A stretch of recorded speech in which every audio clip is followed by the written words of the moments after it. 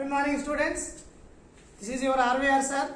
Today I am going to discuss one of the most beautiful concept in our interference chapter of applied physics, that is unit 1 of applied physics, which is nothing but interference in thin films by reflection.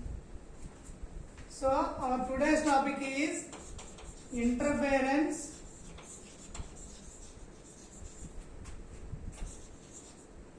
in thin films by reflection. So all of you keep the heading as interference in thin films by reflection. For the better understanding of this concept, let us look at the diagram. Let us consider GH and G prime H prime or G dash H dash are the top and bottom surfaces of the transparent film, whose thickness is, let it be T. Let T is the thickness of the transparent film and whose refractive index is small mu. And then AB is the incident light ray, incident on the upper surface of the film. NQ is the normal. Now let I is the angle of incidence.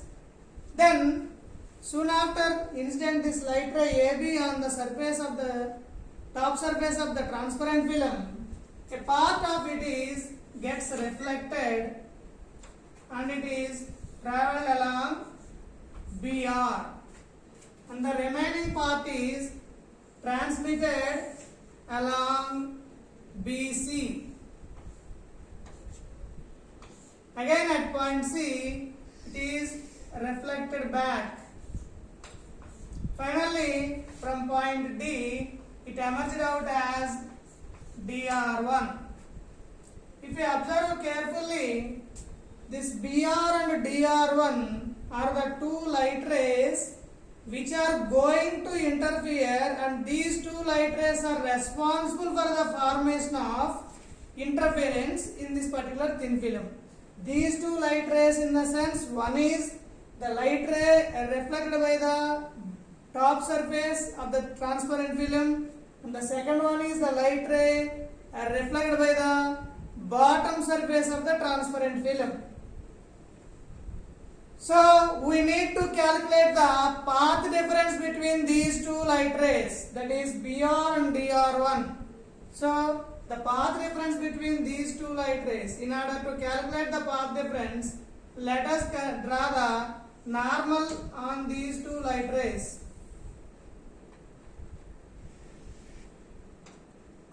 DE is the normal drawn on the top surface reflected light ray,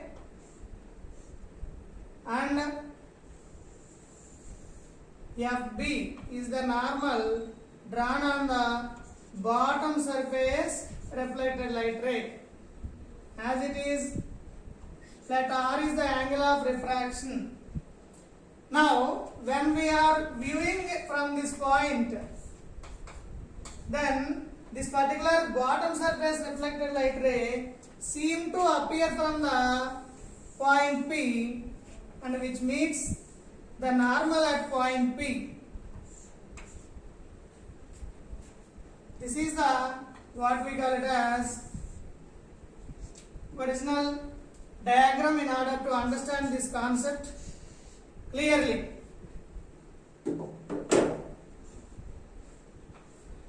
Right. Now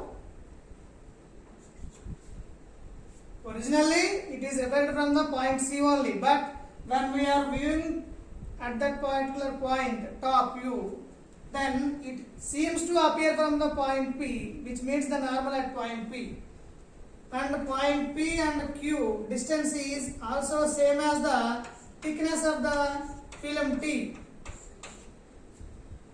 and then angle R is the angle of refraction. If you observe from the geometry, here the angle is I, here also the angle is angle of incidence I, and here the angle R, here also angle R from the geometry, and you have this particular CP is equal to BC, equilateral triangle. This is regarding the entire concept of the interference in thin film by a reflection. Now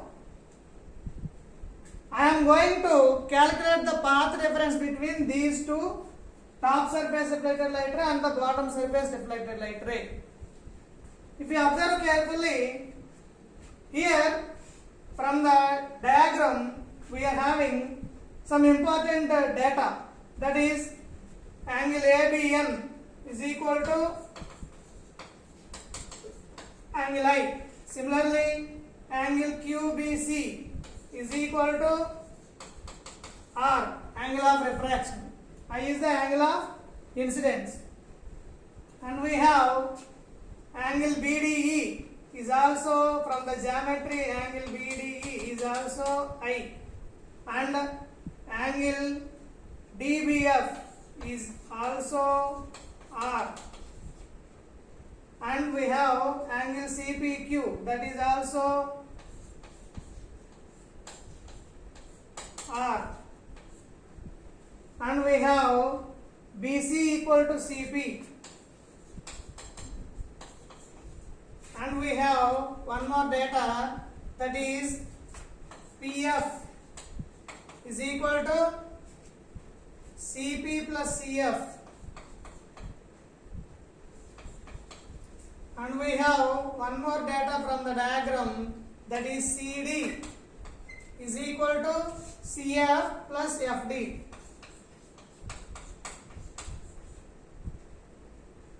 Or from this we can write it as CF CD minus FD is equal to CF. This is the data we are going to utilize during the derivation. That's why I wrote there. Now coming to the path difference. Therefore, the path difference between the interfering rays, that is top surface reflected light ray and the bottom surface reflected light ray. If you observe the diagram carefully, from this normal DE, after the normal both the light rays travels the same path, same distance. In other words, we can say that.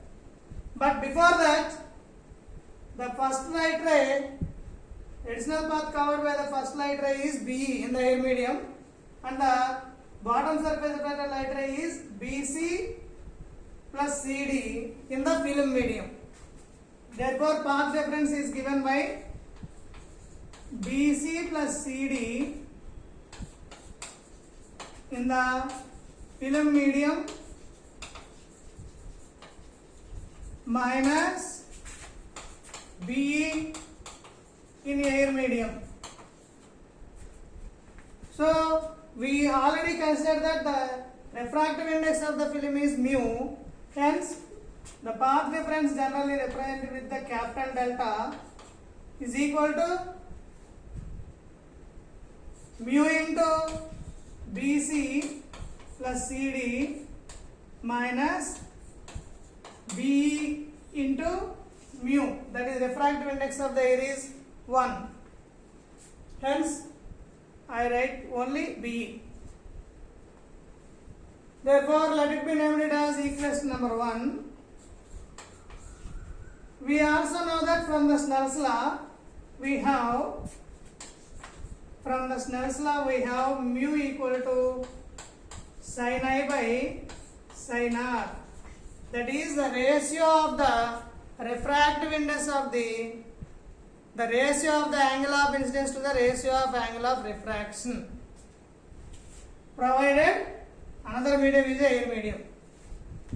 Now, if you observe carefully, here we are having three important right angle triangles. So, from the right angle triangle BDE,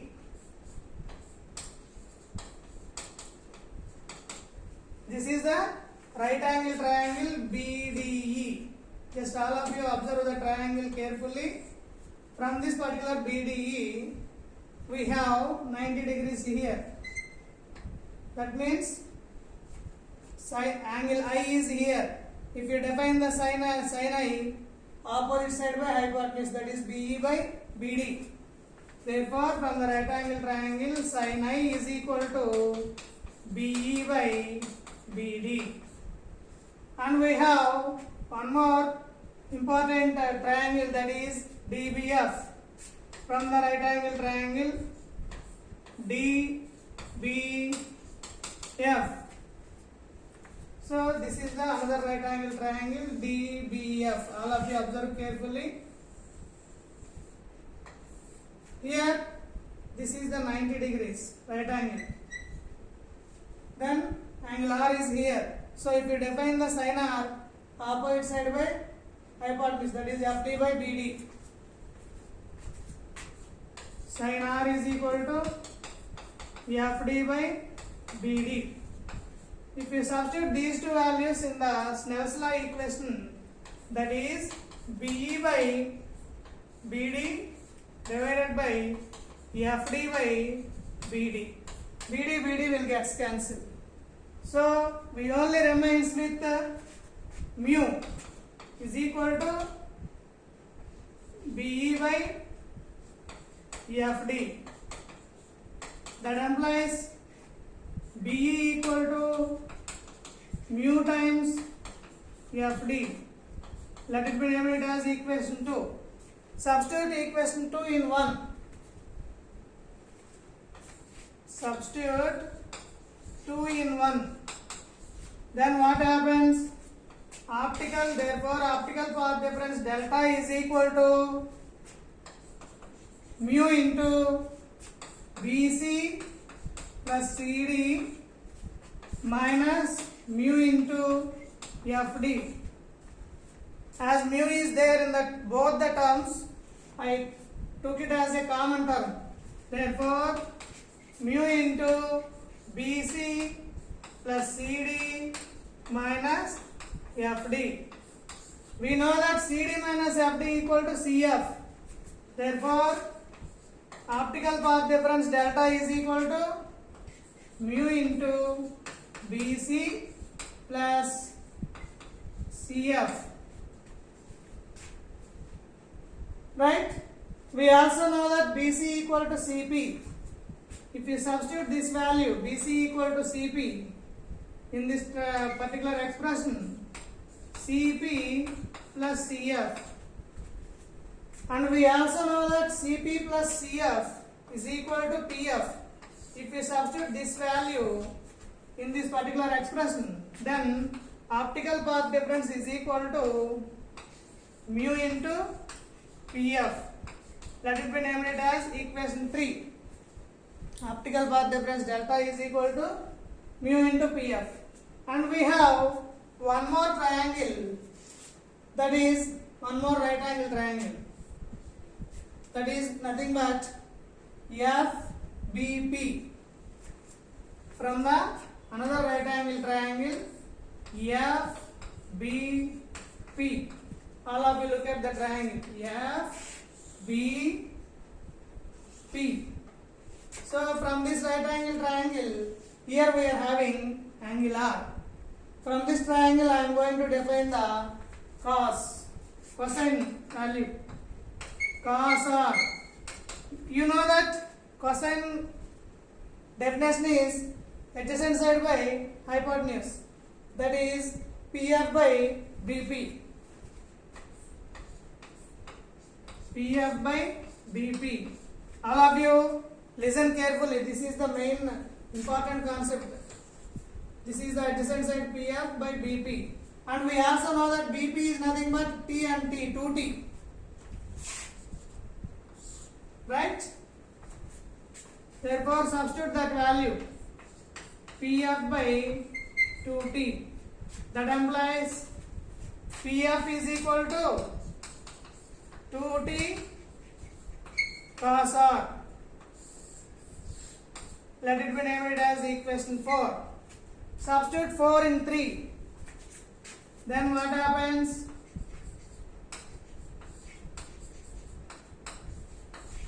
That implies optical path difference delta is equal to 2 mu t cos r. Let it be named it as equation number 5.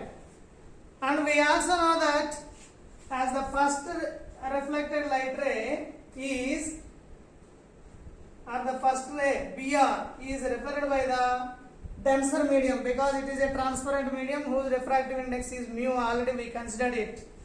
So whenever any type of light ray is reflected by the denser medium, then its phase change occurs by 180 degrees and path difference occurs by lambda. How it happens? Let us look at the concept. Let it be what we call it as denser medium.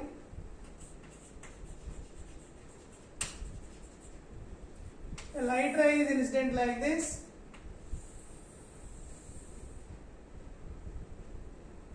And it is reflected by the medium. This is the incident light ray and it is the reflected light ray. Then here it is propagating like this, crest, trough, crest.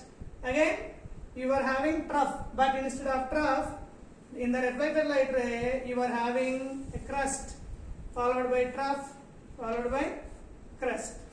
That means a phase change of 180 degrees occurs here.